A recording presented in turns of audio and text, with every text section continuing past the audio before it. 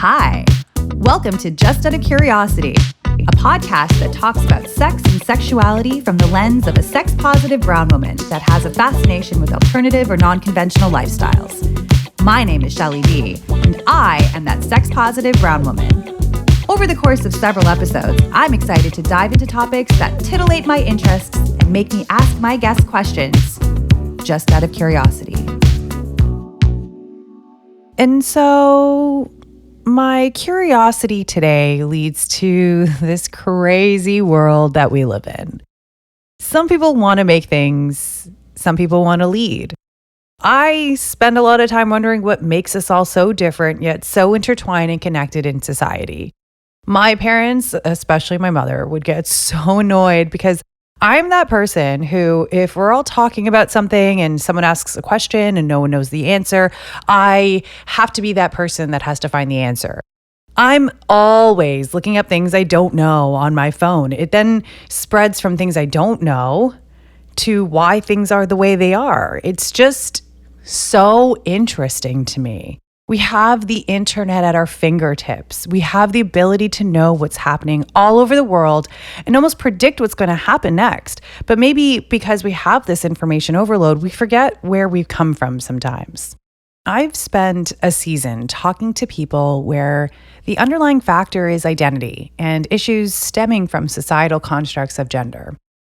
When I went to university a good 20 years ago, I was taught that there was a difference between sex and gender. Now, I think that we have updated ourselves since this time, but sex was your biological makeup and gender was something that was unique to you. And that is something that I think has stuck since then. It's a social construct based on your lived experience, culture, and innate characteristics, or something I was told when I was younger in Catholic elementary school that were your God-given talents. However you want to see that, if you're not religious, it doesn't matter. I still think we're all born with our own innate abilities. And that's what gender is. It's a social construct that is specific and unique to yourself. It's not prescribed masculine and femininity qualities that people have told us that we have to be. What has been labeled masculine and feminine are constantly changing and have been evolving. The idea that pink is a girl's color? Let's throw down some facts. Until the 18th century, both men and women adorned themselves with elaborate dresses. Costume historians have highlighted that there were no prominent gender distinctions in dress until the 19th century.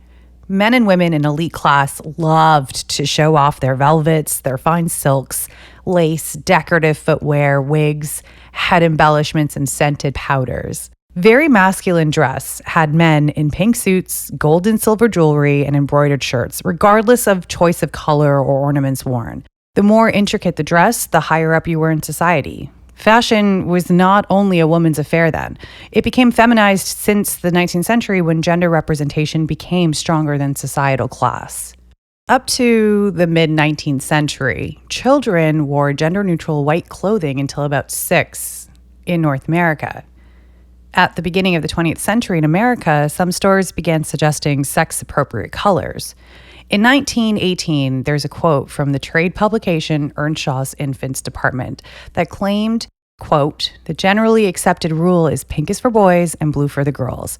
The reason is that pink, being a more decided and stronger color, is more suitable for the boy, while blue, which is more delicate and dainty, is prettier for the girl," end quote.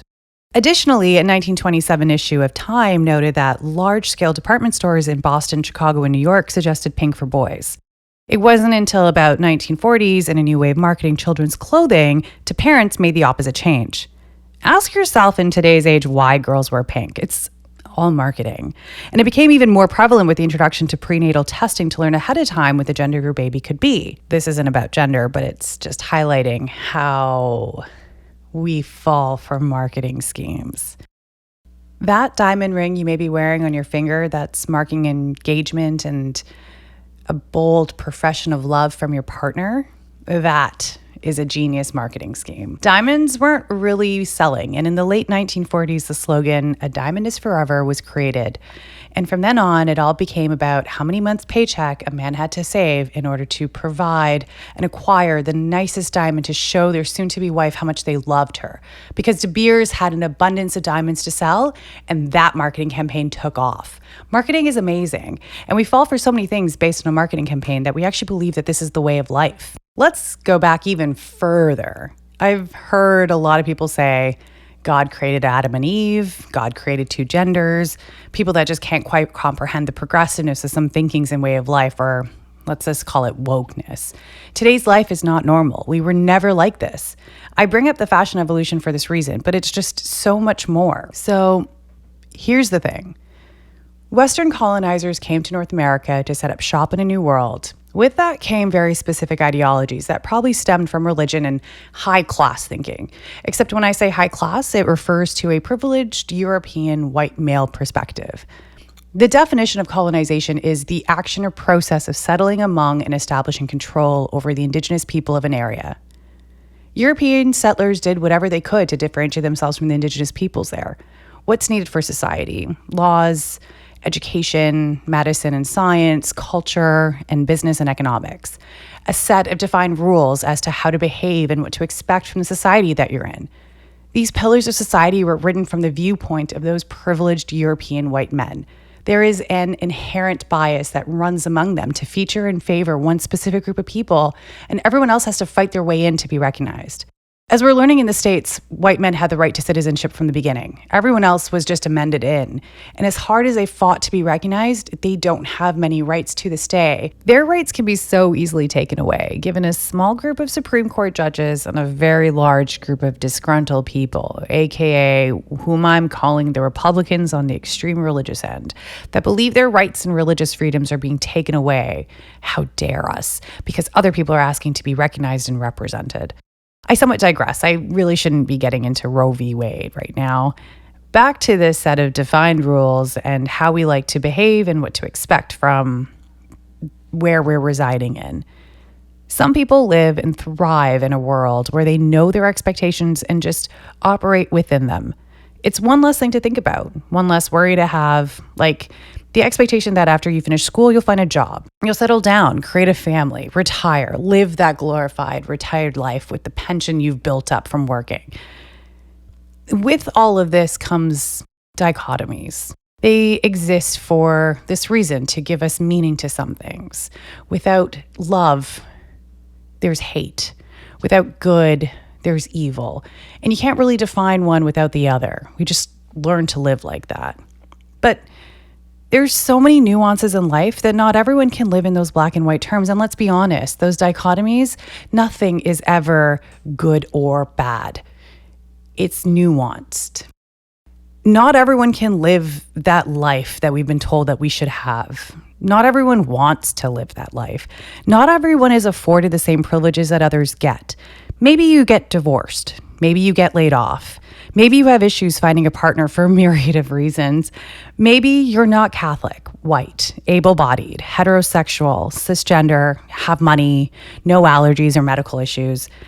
We've allowed ourselves to function in a specific way, and if anyone starts to tell you anything different, we become defensive, as if that person is specifically attacking us and calling us out. But the thing is, it's okay for other people to live differently than us. It doesn't really affect us in such a way that we have to tell them they can't be who they are. This is the one thing I've been thinking about a lot. There's a lot of issues with how we see gender, things that are masculine, things that are feminine, and how we perceive people based on those traits. There are a lot of episodes focused on gay men in this season of Just Out of Curiosity, probably because to me, it highlights the issues within masculinity. And to me personally, that's what we need to focus on the most. There's this prevalent thinking that men have to be strong, powerful, stoic, providers, muscular, sporty, and athletic. And there's nothing wrong with this, but they have been told that they always have to be this way. And to be anything else is feminine, bad, emotional, sensitive.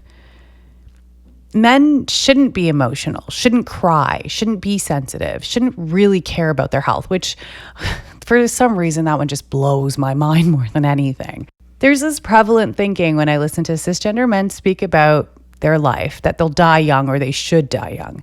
They'll die in a blaze of glory, defending their honor, fighting in war, going out drowning in bottles of alcohol.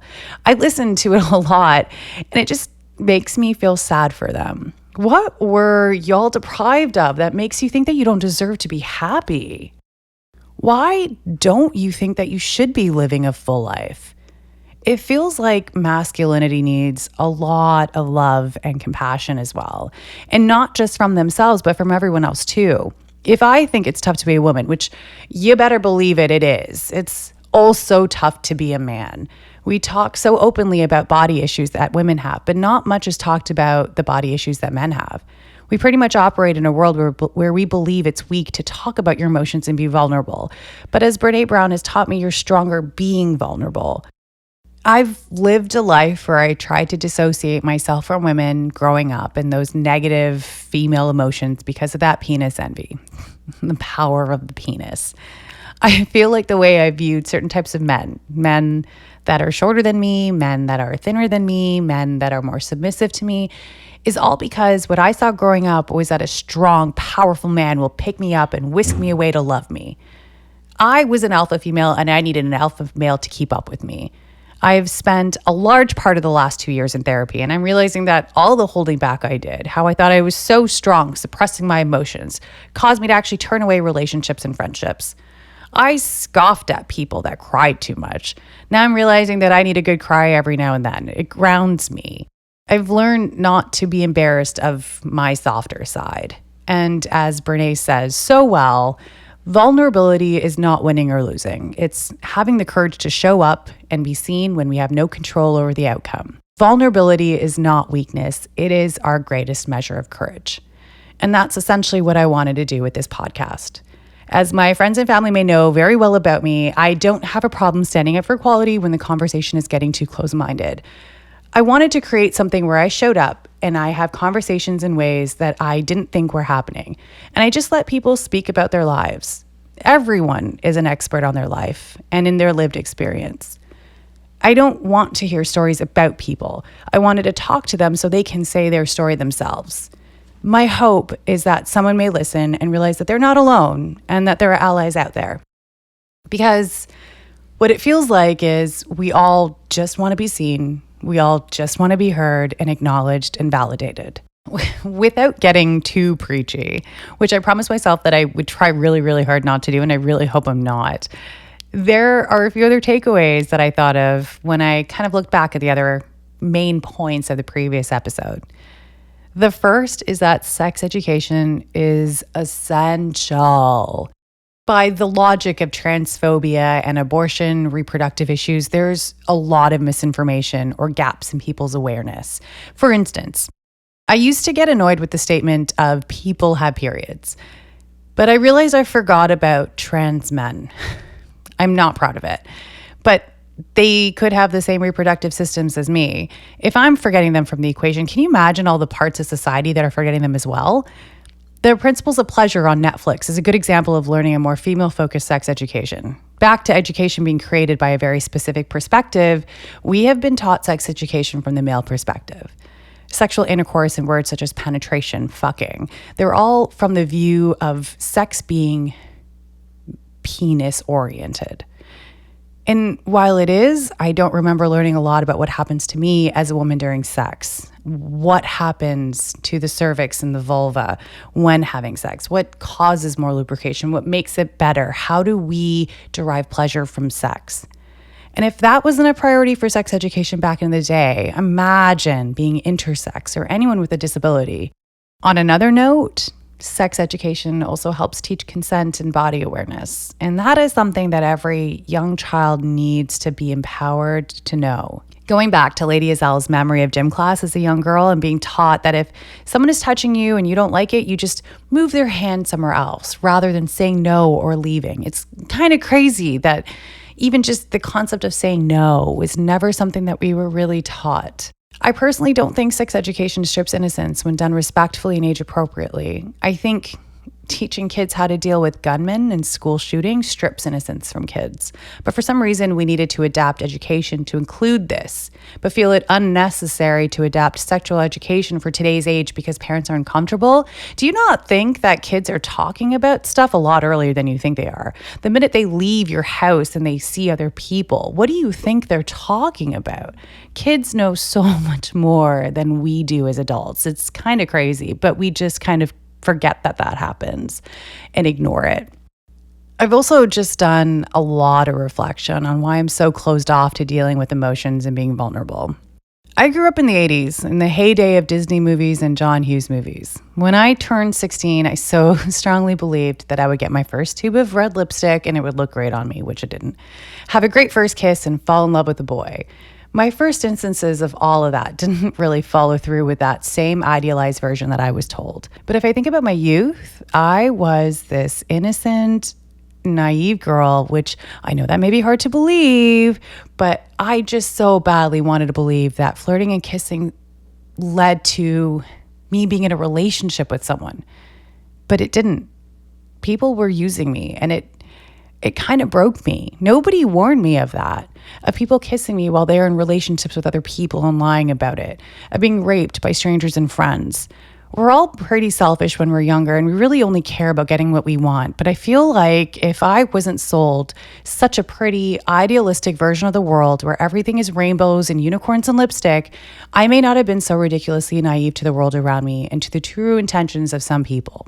As mentioned earlier, the other takeaway that I have is that we all live in dichotomies.